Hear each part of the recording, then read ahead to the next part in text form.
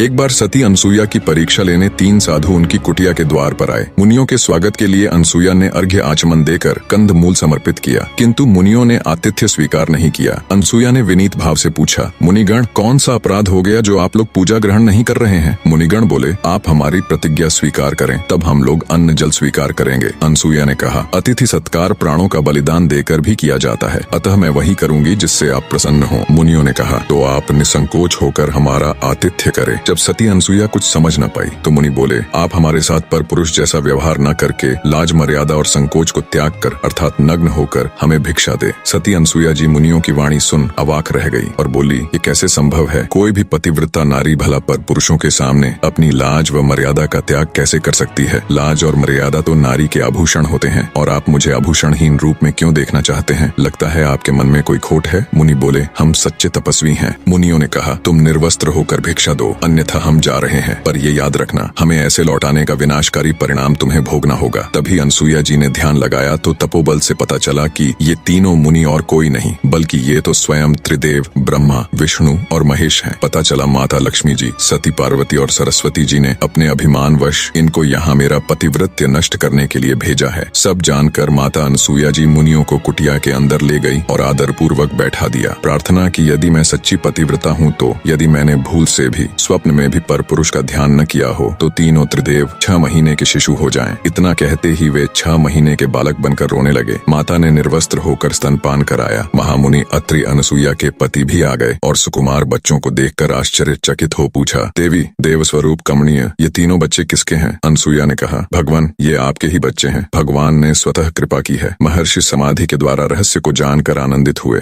तीनों देव अब छोटे बच्चों के रूप में माँ की गोद में खेलते और माँ से क्रीड़ाएं करते थे। दिन बीते, मास बीता, वर्ष बीता। तीनों देवियां घबरा गईं कि पतिदेव कहाँ चले गए। उन्हें इतना समय तो नहीं लगना चाहिए था। वे घर से निकल पड़ी और मंदाकिनी के तट पर पहुंच गई। इस बीच नारायण नारायण की ध्वनि के साथ नारद उपस्थित हो गए। देवियों ने किसी तरह नारद को रोका और विनय के साथ पूछा, तीनों देवता कहाँ चले गए? नारद ने अंगुली के संकेत से बताया, देखो देखो, वे अनसुईया की गोद में खेल रहे हैं। तीनों ने नम्रता से कहा, नारद, हम इस आश्रम में जाना चाहती हैं। अनसुईया अप्रसन्न तो नहीं होंगी? जो देवियां थोड़े समय पहले जिस अनसुईया की पतिव्रता को अपने अहंकार वश नष्ट करना चाहती थीं, जिन्हें लगता था कि उनसे बड़ी पतिव्रता एक साधारण भूलोकवासी कैसे हो सकती है, अब वो उनकी पतिव्रता की ताकत देख उनके सामने जाने से भी घबरा रही थी। नारद ने कहा, अरे देखती नहीं कि तुम्हारे पतिदेव बच्चे बने हुए किलकिला रहे हैं? सती जहाँ बैठाती है वहाँ बैठते हैं, जहाँ लिटाती हैं वहाँ लेटते हैं। अब जाओ, पति की आशा छोड़ राम राम जपो। अंततः देवियों ने भूल स्वीकार कर कहा, नारद, अनसुईया से बढ़कर कोई पतिव्रता नहीं है, हम लोग इसे मानती हैं। हम अब किसी गुणवान के प्रति ईर्ष्या नहीं करेंगे। नारद ने कहा, तुम लोग सती की शरण में जाओ, कल्याण होगा। बच्चों को सती के वश देख वे भयभीत होकर घर के अंदर जाने का साहस नहीं कर रही थीं। इसी बीच अनसुईया मंदाकिनी में स्नान कर गीले वस्त्रों में अंदर गई तो तीनों देवियों ने कुटी के द्वार पर खड़ी होकर कहा, माता जी, हम भीतर आएं? अनसुईया ने उनसे पूछा, तुम कौन हो? उन्होंने कहा, हम आपकी पुत्र वधू हैं। अनसुईया ने कहा, बहुओं को घर में आने के लिए क्या पूछना, तुम्हारा ही घर है, चलिए आओ। लज्जा से नम्रमुखी होकर तीनों ने प्रवेश किया और अनसुईया के पैर छुए। इतने में अत्रि ऋषि आ गए। वे तीनों घूंघट डालकर एक और बैठ गईं। महर्षि ने पूछा, देवी, ये तीनों कौन हैं? देवी ने कहा, ये तीनों आपकी पुत्र वधुएं हैं। देवी, तुम तो बड़ा कौतुक करती हो, अब बड़ी बहुएं भी आ गईं। अत्रि ने आश्चर्यपूर्वक कहा।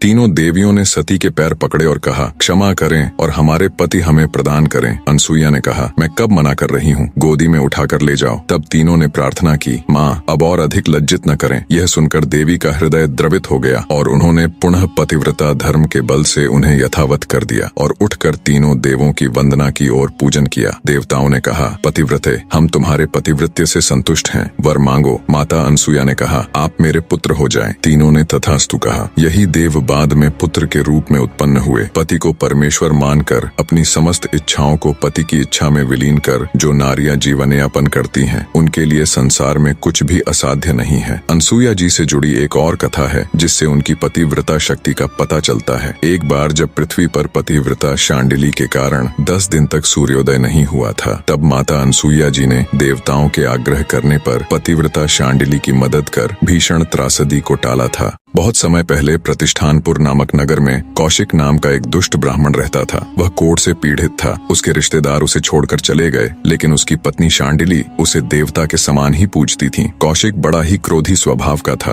वह शांडिली का बिना किसी कारण अपमान करता रहता, लेकिन वह सुनती रहती। दिन भर अटारी में बैठकर आने जाने वाली स्त्रियों को बुरी नजर से ताकता था। एक दिन नगर के राजा के यहाँ से एक वैश्या निकली, जिसे देखकर कौशिक की काम वासना जागृत हुई। उसने अपनी पत्नी शांडिली से कहा, कुछ देर पहले मैंने यहाँ एक सुंदर वैश्या को जाते देखा था, क्या तुम मुझे उसके पास ले चलोगी? पति के मुख से दूसरी स्त्री, वो भी वैश्या, के पास जाने की बात सुनकर भी शांडिली को क्रोध नहीं आया, बल्कि वह पहले उस वैश्या के घर गई और वैश्या के सामने अपने पति की इच्छा व्यक्त की। वैश्या ने उसे बहुत सारे धन और उसके पति के साथ आधी रात को आने के लिए कहा। यह सुनकर शांडिली अपने घर लौट आई। अपने ही पति को वैश्या के पास ले जाने के लिए शांडिली ने सारे आभूषण इकट्ठे किए। जब रात हुई तो शांडिली जी ने अपने कोढ़ से घर्षित पति को कंधे पर उठाया और चल पड़ी। जिस मार्ग से वो अपने पति को लेकर जा रही थीं, उसी मार्ग में थोड़ी आगे मांडव ऋषि को चोरी के संदेह में राजा ने सूली पर चढ़ा दिया था। हालांकि मांडव ऋषि के पास भक्ति की इतनी ताकत थी कि वो चाहे तो अपनी मंत्र शक्ति से सजा से बच सकते थे, परंतु जब वो एक छोटे बच्चे थे तो चींटियों को कांटे चुभोया करते थे। अब उन्हें ये सजा उसी के फलस्वरूप मिली है, ये वे भली भांति जानते थे। तो अपने कर्मों को काटने के लिए वे सूली की सजा भुगत रहे थे। तभी वहाँ से शांडिली गुजरी। काफी अंधेरा होने के कारण उनके पति का पैर सूली से लग गया, जिससे सूली हिलने लगी और ऋषि को असहनीय पीड़ा हुई। पीड़ा से छटपटाते ऋषि ने शाप दिया, जिसने भी इस सूली को हिलाया है, सूर्य उदय होने से पहले उसकी मृत्यु हो जाए। शांडिली ऋषि का शाप सुनकर कांप उठी और उनसे आग्रह किया, महाराज, अंधेरा ज्यादा होने के कारण अनजाने में मेरे पति का पैर सूली से लग गया, कृपया अपना शाप वापस ले ले।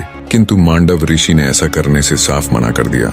तब गुस्से में ऋषि मांडव को ललकारते हुए शांडिली ने कहा, हे ऋषिवर, या तो आप अपना दिया श्राप वापस ले लें, अन्यथा कल सूर्योदय नहीं होगा। इतना कह शांडिली फिर से अपने पति को उठा वैश्या के घर की तरफ चल दी। उस पतिव्रता के कही गई वाणी बिल्कुल सत्य हुई और अगले दिन सूर्य नहीं निकला। उससे अगले दिन भी नहीं और उससे अगले दिन भी नहीं। ऐसे ही 10 दिन बीत गए। पृथ्वी पर त्राही त्राही मच गई। पृथ्वी वासियों के साथ साथ सारा देवलोक भी चिंतित हो उठा। ऐसे तो पृथ्वी की गति रुक जाएगी, ऋतवें रुक जाएंगी, पृथ्वी का सर्वनाश हो जाएगा। तब उनकी चिंता देख ब्रह्मा जी बोले, शांडिली की पतिव्रता का तेज ही ऐसा है कि सूर्योदय नहीं होगा, पर इसका एक रास्ता है। सबको मिलकर अत्रि ऋषि की पत्नी अनसुया जी के पास जाना चाहिए, अब वो ही कुछ कर सकती है। सभी चिंतित देवगण मिलकर अनसुया के पास गए और सारा वृतांत कह सुनाया और याचना की कि अब आप ही हमारी मदद कर सकती हैं। सभी देवताओं की याचिका सुन माता अनसुया जी शांडिली के पास गई और उनसे कहा, आप सूर्य को उदय होने दें। मैं वचन देती हूँ कि अपनी पतिव्रता शक्ति से तुम्हारे पति को फिर से जिंदा और बिल्कुल स्वस्थ कर दूंगी।